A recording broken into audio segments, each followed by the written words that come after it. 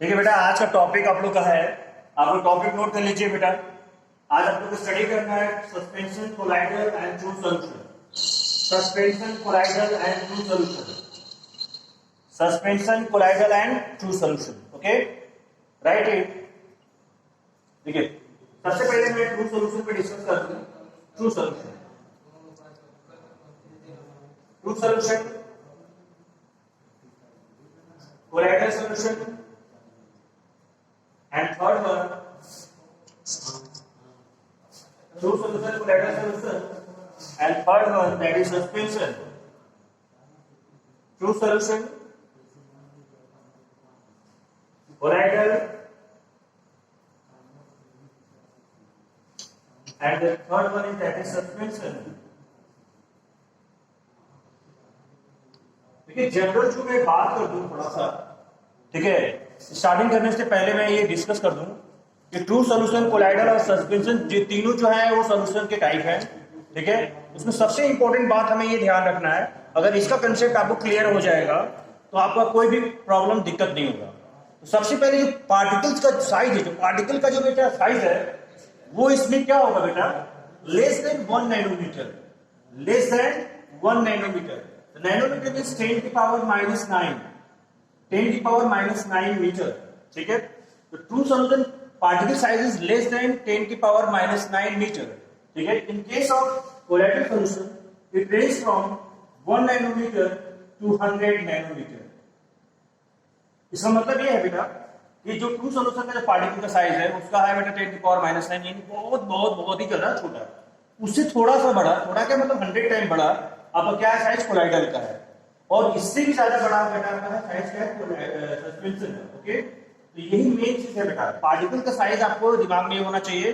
True solution का particle का size सबसे छोटा है, that is less than 1 nanometre, and colloidal range है बेटा आपका 1 नैनोमीटर टू 100 नैनोमीटर के बीच का जो रेंज है पार्टिकल साइज का, वो कोलाइडल के लिए है। और सस्पेंशन ग्रेटर देन 100 नैनोमीटर। अब आपके दिमाग में आ जाएगा कि एक ये जो है पहला वाला वो 1 नैनोमीटर से भी छोटा है। ठीक है, तो अगर हम विजिबिलिटी की बात करें, अगर दूसरी प्रॉपर्टी हम बात करें, विजिबिलिटी वो दिखाई दे रहा है कि नहीं, in case of true solution, true solution में क्या है बेटा, अगर पार्टिकल का साइज लेस देन 1 नैनोमीटर है, it can not be visible by naked eyes.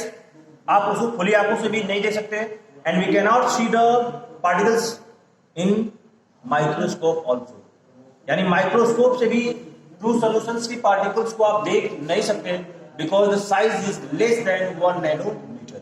Okay, but in case of colloidal solution we cannot see the particle size with the naked eyes. हम naked eyes से colloidal solution के particle को नहीं देख सकते, but we can see the particle size of colloidal in a microscope, in a microscope, क्योंकि उसका particle size true solution से थोड़ा सा बड़ा है, पर इतना भी बड़ा नहीं है कि उसको हम naked eye से देख सकते, लेकिन हम उसको माइक्रोस्कोप का अगर यूज करते हैं तो उसको हम उसको देख सकते हैं। But in case of suspension, particle size is more than colloidal. Particle size is more than colloidal. यानी इसको हम naked eye से भी देख सकते हैं, naked eye से भी हम उसको देख सकते हैं। ठीक है, फर्स्ट आपका पार्टिकल साइज का जो प्रॉपर्टी हो गया। दूसरा हमने डिस्कस किया विजिबिलिटी का। ठीक है, विजिबिलिटी के हमने डिस्कस कर चुके हैं। ठीक है, थर्ड वन अगर हम बात करें सेटलिंग ऑफ द पार्टिकल, तो पार्टिकल सेटल करेगा या नहीं करेगा। अगर पार्टिकल्स ट्रू सॉल्यूशन का सबसे छोटा है वो less than 1 nanometer, so it can not be settle down, वो सेटल नहीं हो सकता। पार्टिकल जब तो बड़ा होगा, साइज ज्यादा होगा, तो उसकी हैवीनेस होगा, उसके अंदर मास होगा, तो वो पार्टिकल्स का होगा, सेटल डाउन होगा। But in case of true solution the particle size is less than 1 nanometer, so it can not be settle down, so it can not be settle down. But in case of colloidal solution the particles, colloidal solution में भी particle settle down नहीं हुआ, क्योंकि उसका भी particle जो है वो साइज क्या है बेटा, 1 नैनोमीटर से लेकर 100 नैनोमीटर के बीच में। यही पार्टिकल काफी ज्यादा छोटा है, ये भी डू नॉट सेटल। अब सेटलिंग की बात करें, अगर सेटल हो रहा है कि नहीं, नॉट, ये भी नहीं सेटल होगा, not settle down. But in case of suspension the particle size is greater than 100 nanometer, so it can settle down, so it can be settle down. Just take example, जैसे suspension में एक example ले ले बेटा। Suspension में अगर हम dust particles को या फिर हम लोग चॉक के पाउडर्स को अगर वाटर में ऐड करते हैं, वाटर में ऐड करेंगे तो हम कुछ देर बाद देखेंगे कि उसके पार्टिकल्स क्या हो जाएंगे, नीचे सेटल डाउन हो जाएंगे। तो जो चॉक का अगर वाटर में हम कॉम्बिनेशन करा रहे हैं, मिक्सर करा रहे हैं, जो सोल्यूशन से बन रहा है दैट इज सस्पेंशन। इसे पार्टिकल्स साइज में चौक के पार्टिकल्स को देख भी सकते हैं और वो पानी के अंदर नीचे थोड़ी देर बाद वो क्या हो जाएगा, सेटल डाउन हो जाएगा। ये तीसरा प्रॉपर्टी आपका है, पहला हो गया पार्टिकल साइज, दूसरा हो गया visibility and third one is settling of the particles. Fourth property में आपका है फिल्टरेबिलिटी। अगर कोई पार्टिकल्स बहुत ज्यादा छोटा है, जैसे कि हम बात कर रहे हैं ट्रू सॉल्यूशन, तो ये सिंपल फिल्टर पेपर से तो फिल्टर होगा ही नहीं। अगर हम उसको एडवांस फिल्टर पेपर भी इस्तेमाल करते हैं तो भी फिल्टर नहीं होगा, सारे के सारे पार्टिकल्स पास हो जाएंगे, ठीक है। लेकिन हम कोलाइडल में अगर हम आते हैं तो कोलाइडल में हम सिंपल फिल्टर से तो इसको सिंपल फिल्टर पेपर अगर इस्तेमाल करेंगे तो पार्टिकल का साइज इतना बड़ा भी नहीं है तो सिंपल फिल्टर पेपर के ऊपर रुक जाए, वो क्या हो जाएगा, नीचे गिर जाएगा। पर अगर हम उसमें एडवांस फिल्टर पेपर लगा दें, पार्चमेंट पेपर लगा दें, तो उससे पार्टिकल्स उसके ऊपर रुक सकते हैं। But in case of suspension the particle size is more than 100 nanometer, so it can be easily filter by a simple filter paper, ठीक है। तो सारा जो भी हो रहा है वो पार्टिकल साइज को रेफरेंस रख के हो रहा है, यानी आपके दिमाग में ये पता होना चाहिए कि पार्टिकल साइज किसका ज्यादा है, किसका कम है, किसका क्या है, ठीक है। तो पार्टिकल साइज ज्यादा मैटर कर रहा है, ठीक है। And the fifth one is that is Tyndall effect. Tyndall effect, तो टिंडल इफेक्ट मतलब होता है scattering of light. Tyndall effect मतलब क्या होता है, स्कैटरिंग ऑफ लाइट। तो इसकी पार्टिकल साइज इतना ज्यादा छोटा है कि उसमें स्कैटरिंग ऑफ लाइट नहीं होगा, उसमें पार्टिकल साइज दिखाई नहीं देंगे। उसमें जो लाइट हम अगर उसमें जलाते हैं तो लाइट वो पास हो जाएगी, लड़के उससे स्कैटर नहीं होगा लाइट। तो इन केस ऑफ ट्रू सॉल्यूशन, अगर टिंडल इफेक्ट की बात करें, इन case of true solution not visible, इसमें टिंडल इफेक्ट नहीं दिखाएगा। कोलाइडल में दिखाई देगा बेटा, सस्पेंशन में भी दिखाई देगा, ठीक है। टिंडल इफेक्ट आपका सबसे ज्यादा मेन प्रॉपर्टी है वो आपका कोलाइडल सॉल्यूशन का है। कोलाइडल सॉल्यूशन में अगर हम लाइट को पास करेंगे तो वो लाइट स्कैटर फॉर्म में होगा, ठीक है। जैसे कि आप एग्जांपल बात कर लें, जैसे कि आप एनवायरनमेंट में अगर डस्ट पार्टिकल्स को फेंक दिए हैं और उसमें लाइट बांटते हैं, डस्ट पार्टिकल से हमारा लाइट पड़ता है, आपको डस्ट पार्टिकल्स आपको दिखाई देगा, देखा होगा कभी, ठीक है। या फिर आप लोगों ने पिक्चरों वगैरह या फिर कहीं भी देखा होगा कि जंगलों में जो लाइट आती है, जो पेड़ वगैरह होते हैं उसके बीच से जब क्रॉस करती है स्कैटर फॉर्म में लाइट ऐसे दिखती है, उसको बोलते हैं बेटा स्कैटरिंग ऑफ लाइट। उसको क्या बोलते हैं बेटा, स्कैटरिंग ऑफ लाइट। थर्ड है बेटा, लास्ट वन है ब्राउनियन मूवमेंट। ब्राउनियन मूवमेंट का बेटा मतलब होता है Brownian movement. Brownian movement means zigzag motion of particles। Brownian motion means zigzag motion, मतलब कोई इसका वो नहीं है, कैसे भी मूव कर सकता है, ठीक है, कैसे भी मूव करता है पार्टिकल, उसका कोई भी पाथ नहीं है कि स्ट्रेट मूव करेगा या सर्कुलर मूव करेगा या एलिप्टिकल करेगा, zigzag मोशन रहेगा, सीजलेस मोशन है, मतलब बिना रुके दिशा उछा कहीं भी वो मूव करता हुआ रहेगा, ठीक है। तो Brownian motion means zigzag motion. तो ट्रू सॉल्यूशन में आपको ब्राउनियन मूवमेंट देखने को नहीं मिलेगा, बट कोलाइडल में मिलेगा आपको और ब्राउनियन में मिलेगा, ठीक है। कोलाइडल में मिलेगा और सस्पेंशन में मिलेगा बेटा। यानी ट्रू सॉल्यूशन में पार्टिकल साइज बहुत छोटा छोटा है, इसमें zigzag मोशन नहीं मिलेगा, ब्राउनियन मोशन दिखने को नहीं मिलेगा। But in case of colloidal Brownian movement दिखेगा, ट्रू सॉल्यूशन में ब्राउनियन मूवमेंट दिखने का चांस है, जहां भी स्कैटरिंग होने का चांस है वहां पे zigzag मोशन दिखने का चांस है। And the last one is that is nature. ये जो ट्रू सॉल्यूशन है इसका जो नेचर होता है बेटा होमोजेनियस, इसका कैसा नेचर होता है, होमोजेनियस। कोलाइडल हेटेरोजेनियस और सस्पेंशन हेटेरोजेनियस, ठीक है। तो हम लोगों ने क्या क्या बातें की, सबसे पहले आपको ये जो टॉपिक मैंने आपको बताया तीनों का, इन तीनों टॉपिक से एक तरह से पूरा टाइप ऑफ सॉल्यूशन पूरा डिस्क्राइब हो जाता है। अब ट्रू सॉल्यूशन से आपसे क्वेश्चन पूछ ले, what is true solution? Simple सा आपका आंसर रहेगा बेटा, a true solution is a homogeneous solution. The particle size is less than 1 nanometer. You cannot see with naked eyes, ठीक है। It cannot pass with the filter paper। यानी जो भी हमने प्रॉपर्टी बताया ट्रू सॉल्यूशन के बारे में, वो आप ट्रू सॉल्यूशन से क्वेश्चन पूछेगा तो इसके बारे में आप एक्सप्लेन कर सकते हैं। Same way in case of colloidal also. Colloidal में आपसे पूछेगा it is a heterogeneous mixture, its particle size range from 1 nanometer to 100 nanometer. It cannot seen by naked eyes, but it can be seen by the microscope, ठीक है। It can not settle down, ठीक है। जो भी मैंने it can show Tyndall effect, it can show Brownian movement, जो भी मैंने प्रॉपर्टी आपको कोलाइडल का बताया उसको कोलाइडल में लिख देंगे। सेम वे में सस्पेंशन में मेंशन करेंगे, यानी इस टॉपिक को अगर हम कवर करते हैं तो हमारा 4 क्वेश्चन क्लियर हो जाता है। Number 1 question, characteristic of true solution, characteristic of colloidal, characteristic of suspension, and the last one is that is difference between true solution, colloidal and suspension. Difference between true solution, colloidal and suspension, यानी 4 चीजें, 4 point आपका cover हो जाता है इस difference से। यानी तीनों का डिफरेंस अगर आपको पता है तो डिफरेंस पता होने के लिए आपको जो हमारा प्रॉपर्टी है वो दिमाग में याद रखना है। तो प्रॉपर्टी कैसे याद रखेंगे? एक तो मैंने बताया पार्टिकल साइज। पार्टिकल साइज आप दिमाग में लाएंगे तो तीनों को कंपेयर करना आप देखेंगे, पार्टिकल साइज को कंपेयर करेंगे, ठीक है। दूसरा हम लाएंगे विजिबिलिटी। दूसरा जो हमारा प्रॉपर्टी है दैट इज विजिबिलिटी। विजिबिलिटी को अगर हम लाते हैं तो वो चीज हमारे दिमाग में आ जाएगा। तीसरा है फिल्टरेबिलिटी, चौथा है सेटलिंग डाउन, फिर है टिंडल इफेक्ट, फिर है ब्राउनियर मूवमेंट। तो ये 5-6 पॉइंट जो है आपके, इनको आप प्रॉपर्टी के तरह इस्तेमाल करिएगा, प्रॉपर्टी आपके दिमाग में आएगा तो आप तीनों को एक साथ दूसरे से कंपेयर कर सकते हैं, ठीक है। तो ये जो टॉपिक रहा हमारा टाइप ऑफ सॉल्यूशन में, ट्रू सॉल्यूशन, कोलाइडल, सस्पेंशन, ठीक है।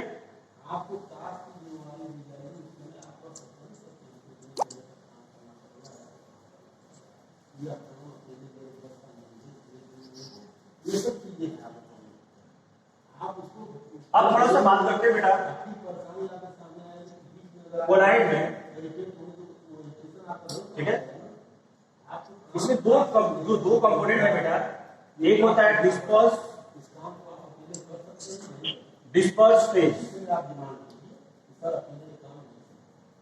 Second one disperse medium. Disperse phase and disperse medium, ठीक है बेटा। Disperse phase and disperse medium. अब इसका मतलब समझिए, दिखने में लग रहा है थोड़ा डिफिकल्ट है, but it is not so difficult, ठीक है। आप लोगों ने अभी, मैंने सॉल्यूशन के बारे में स्टडी किया था, उसमें हमने सॉल्यूट और सॉल्वेंट के बारे में स्टडी किया था। सॉल्यूट वो चीज होता है substance which can be added in the solvent. जो सबस्टेंस को हम ऐड करते हैं सॉल्वेंट में that is solute. Same way, in case of the collider, disperse phase is act as a solute. Disperse phase is act as a solute.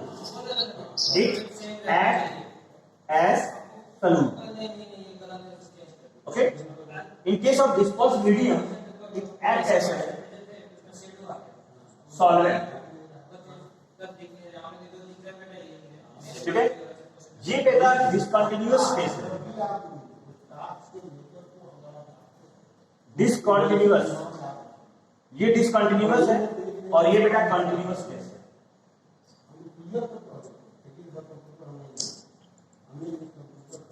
ये बेटा क्या है? डिसकंटिन्यूअस फेज है और ये बेटा क्या है? कंटिन्यूअस फेज है, ठीक है।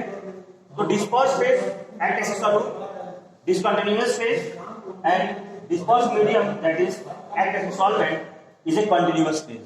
यानी डिस्पर्स फेज आप मिक्स करते हो disperse medium in case of colloid, in case of बेटा कोलाइड, ठीक है। तो कोलाइड के केस में सॉल्यूट आपका डिस्पर्स फेज रहेगा और disperse medium is act as a solvent, okay. अब इस कोलाइड को इसी डिस्पर्स फेज और डिस्पर्स मीडियम के आधार में बेटा इसको 8 टाइप में डिवाइड किया गया है, इसको हम स्टडी करेंगे, ठीक है।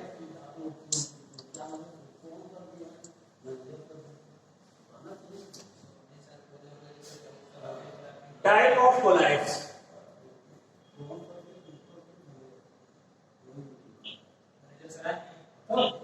ठीक है। डिस्पर्स फेज, डिस्पर्स मीडियम, ठीक है, colloid and example. Very important topic, ठीक है, बहुत ज्यादा इंपॉर्टेंट टॉपिक है ये बेटा, ठीक है।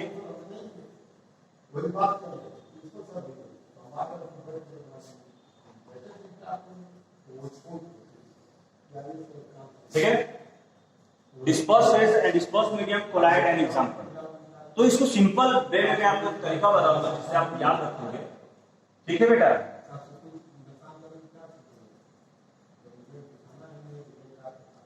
देखिए बेटा, जी का मतलब गैस, एल का मतलब लिक्विड, एस का मतलब सॉलिड, डी मतलब डिस्पर्स, पी मतलब phase, disperse medium, colloid and this one is इस्लाम।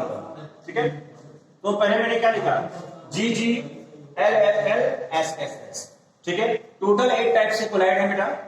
जी जी लिखा मैंने, उसके बाद 3 बार एल लिखा, 3 बार एस लिखा। अब आप एक फंडा में बताऊंगा, एक बहुत बड़े टेक्निक जिससे आप इसको लर्न कर लेंगे सिंपली। आपको याद रखना है जीएलएस जीएलएस याद रखना है। तो अगर जीएलएस हम 3 बार करते हैं तो टोटल 9 हो जाएगा बेटा। तो यहाँ पे जी न लिख के पहला वाला खत्म कर देंगे, L S G L S G L S. ठीक है बेटा, पहले मैंने क्या लिखा, G G L L L S S S. ठीक है, triple time L S G L S G L S G L S. ठीक, अब मैं आपको कुछ टेक्निक अभी बताऊंगा। अब अगर सिंपल देखिए, अगर आपका डिस्पर्स मीडियम बेटा लिक्विड रहेगा, उस लिक्विड में अगर हम सॉल्यूट के तौर पे अगर गैस को ऐड करते हैं, again I repeat it, disperse medium is liquid, disperse medium is liquid and disperse phase is gas, तो हमारा कोलाइड जो फॉर्मेशन होगा उसको हम बेटा बोलेंगे फोम। उसको हम क्या बोलेंगे बेटा, foam. When dispersed medium is solid and dispersed phase is gas, तो यहां बेटा होगा सॉलिड फोम। क्या होगा बेटा, solid foam. Dispersed medium is gas and dispersed phase is liquid, तो यहां आपका होगा बेटा एरोसॉल।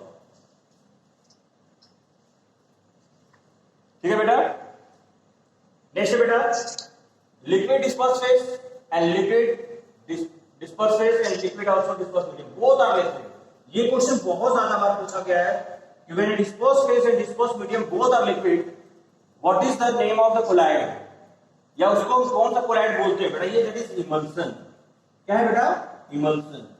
यानी अगर हम ऑयल को वाटर में मिलाते हैं या वाटर को ऑयल में मिलाते हैं तो क्या जनरेट होता है, कौन सा कोलाइड जनरेट होता है, दैट इज इमल्सन। ठीक है, ऑयल इन वाटर या water in oil, both are liquid.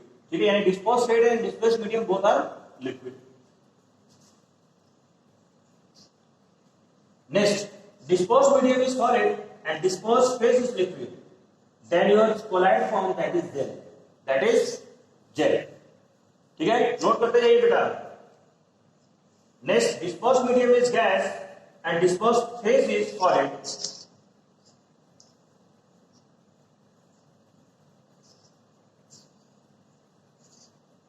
Solid salt, solid salt. ठीक है, seventh one, dispersed medium is liquid and dispersed phase is solid, sol. क्या होगा बेटा, sol. And the last one is that is again solid salt.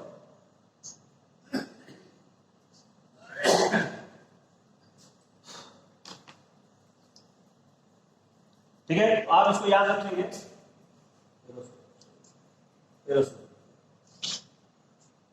अब इसको याद करने का टेक्निक, क्वेश्चन पूछेगा बेटा, क्वेश्चन एग्जाम में कैसे पूछता है, आपको वन वर्ड में क्वेश्चन पूछा जा सकता है, डायरेक्ट में क्वेश्चन पूछा जा सकता है।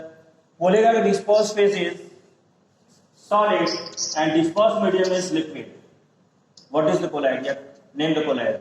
डिस्पर्स्ड फेज क्या है, सॉलिड है, डिस्पर्स्ड मीडियम क्या है, लिक्विड, तो सामने क्या बेटा, सॉल्ट। तो आपको ये लाइन से, जिसे मैंने पता भी बताया ना, G G G L L L S S S, ये पहले ऐसे लिख लीजिएगा लाइन से।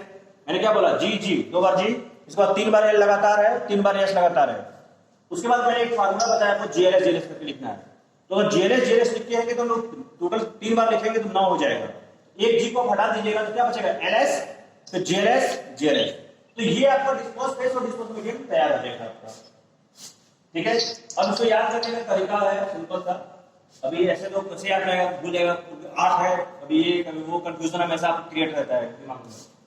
तो आप एक तरीका भी बता दे रहा हूँ, कुछ ऐसे बना दिया मैंने, उसमें हंसने वाली बात नहीं रहना चाहिए। Farinder sir and Imrana go South Africa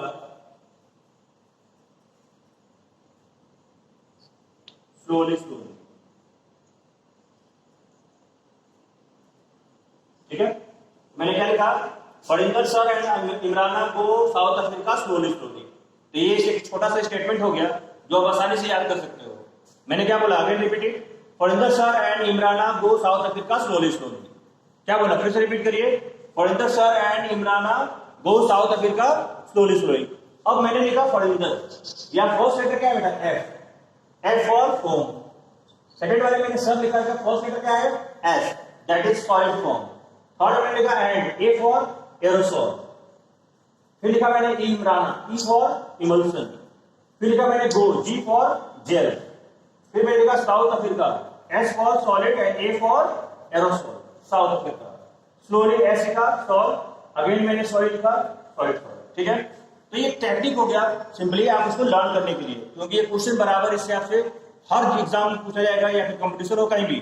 ठीक है, इसको एक बार जल्दी से फटाफट देख लीजिए, मैंने क्या लिखा, नोट कर लीजिए बेटा इसको पहले।